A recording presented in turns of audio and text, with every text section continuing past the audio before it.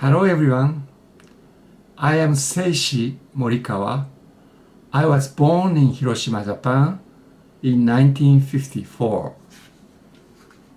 When I was 4 months old, I moved to the metropolitan area of Tokyo. My father, who was also born in Hiroshima, was exposed to the atomic bomb in Hiroshima. He was only 1 kilometer or 0.6 miles away from ground zero, so I'm a second generation of the atomic bomb survivor. Today, I would like to talk about what the new nuclear deterrent theory is and what we should do about it. In reality, many people agree with the possession of nuclear weapons, or at least are not strongly against it just because of this idea, even though most of them wish for nuclear abolition eventually. Nuclear deterrence is a prevalent strategy in nuclear policy, which is defined as follows. If one country attacks another country with nuclear missiles first, then attacked country will retaliate immediately with striking back a large number of nuclear missiles. As a result, both countries will be hit hard and must be prepared for catastrophic damage. Therefore, if both of them are nuclear halves, they will ultimately refrain from the use of nuclear weapons.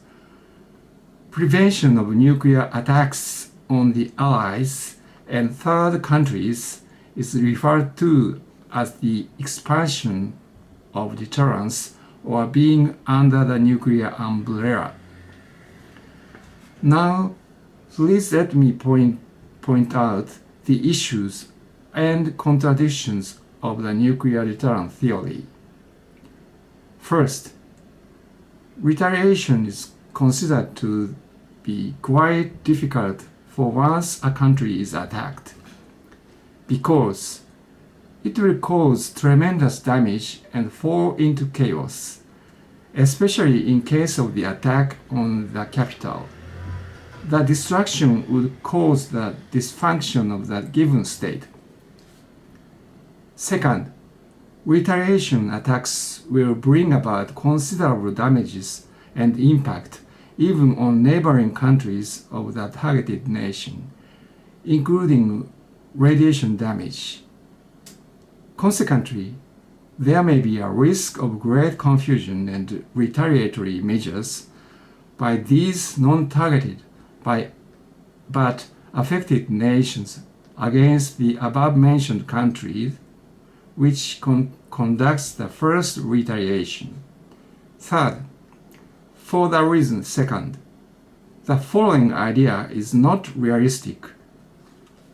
Non-nuclear nations are protected by the nuclear umbrella of the Allied nuclear power state, and the nuclear state will retaliate for the non-nuclear allies.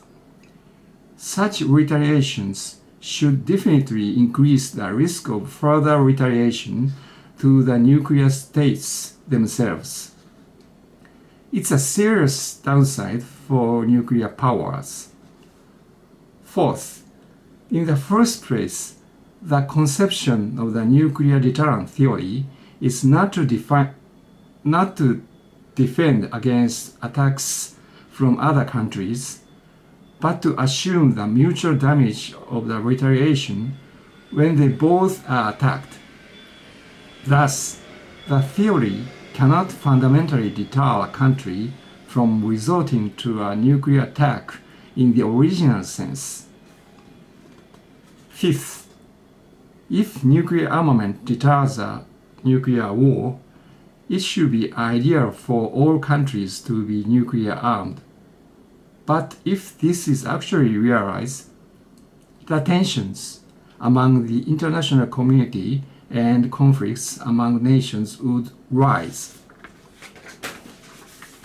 It can be easily imagined that the risk of nuclear war increases exceedingly. In fact, the Nuclear Non-Proliferation Treaty, so-called NPT, is a treaty that aims not to increase the number of nuclear weapon states any further. Yet the NPT contributes to the fact that a small number of nuclear powers have the upper hand over a large number of non-nuclear states, or they try to take control of international politics and the international community as they desire. The nuclear deterrent theory, the fictional concept which insists on the deterrence because of nuclear weapons, is to justify the possession of nuclear weapons both for the nuclear state and the state that is ambitious to have one, and to secure the position of the nuclear states. The main driving force and factor that has been able to avoid many nuclear wars up to now is not due to the nuclear deterrent, but by the power of public opinion that has been against nuclear weapons around the world. That has been nurtured by the movement to ban nuclear bombs and peace movement, and the A-bomb testimony activism of the A-bomb survivors.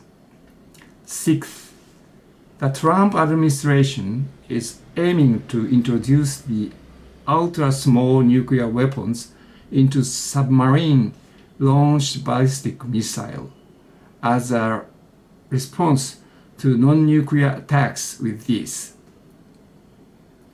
Nuclear Posture Review 2018 announced the development of low-power nuclear weapons as usable weapons of nuclear arms, which demonstrates that nuclear powers themselves see nuclear weapons not necessarily as a deterrent, but as weapons that could be used.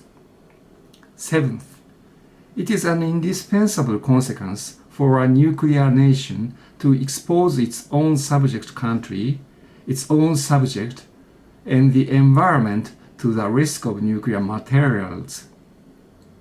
First, the production of nuclear weapons necessitates the existence of exposed people to the radiation in all manufacturing processes, beginning with uranium mining. Fissionable nuclide, which generates high energy, is necessary to produce nuclear weapons.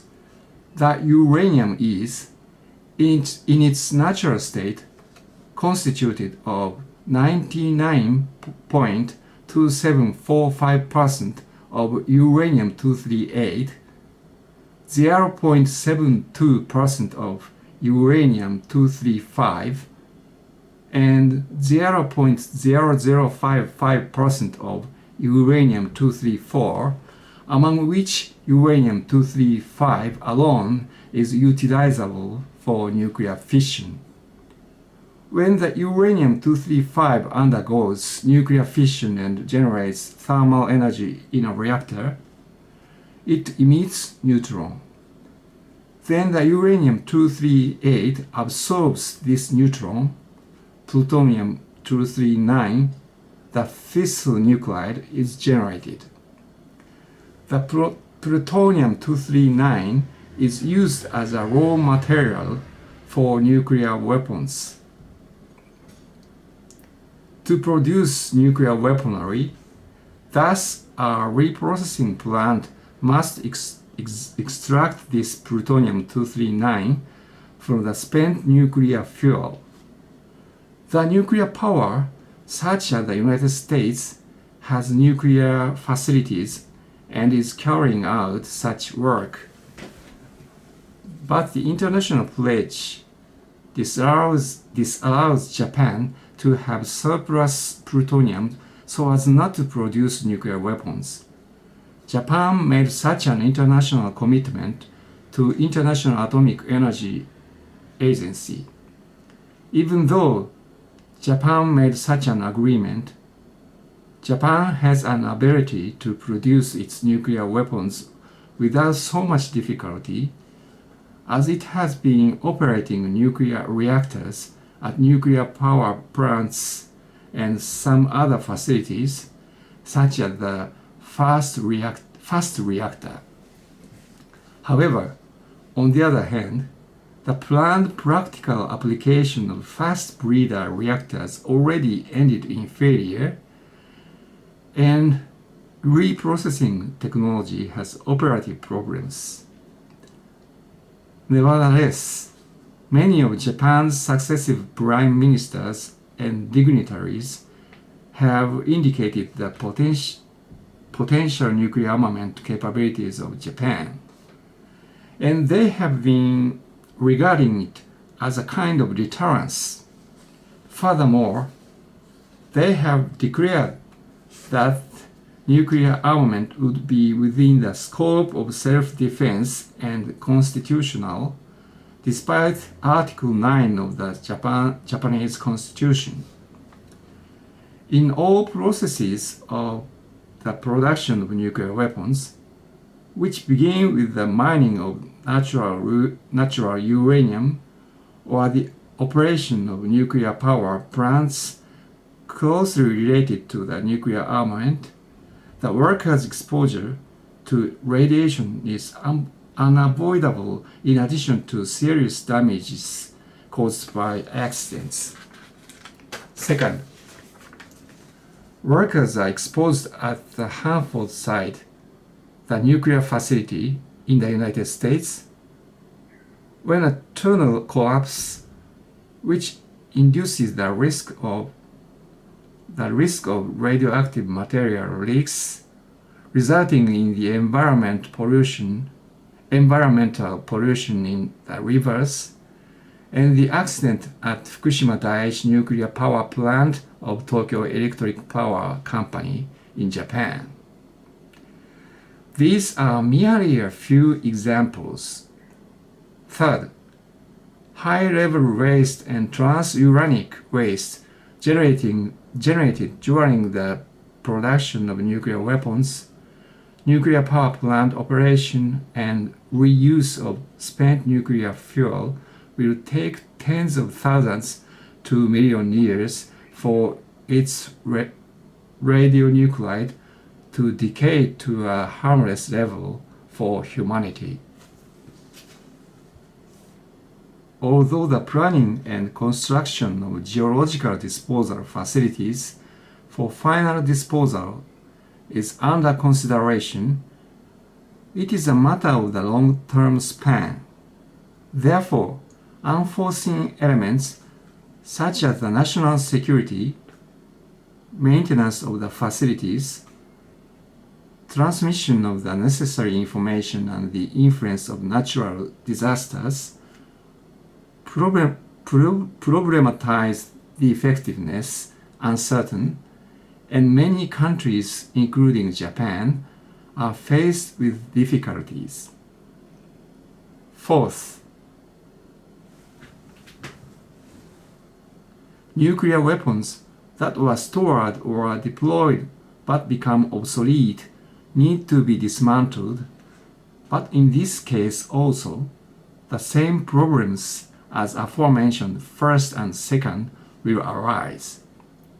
Fifth, if nuclear weapons are manufactured, nuclear tests will be conducted to ensure its usability or explosibility in combat, to inform other countries that they possess, maintain, and inherit manufacturing technology. No matter where a nuclear nation designates a test site, it will cause exposure to its own people or people of other nationalities, and it will pollute the environment. The first A-bomb survivors of the so-called nuclear attack in the war were the people exposed to the atomic bombing in Hiroshima. But the first victims of the atomic bomb were the American soldiers and civilians. The United States conducted the world's first nuclear test at Trinity site in Alamogordo, New Mexico, on July 16, 1945. Sixth, if nuclear weapon storages or nuclear power plants in the nuclear states are attacked by terrorists, it will cause almost the same or even larger damage as they were subjected to nuclear attacks.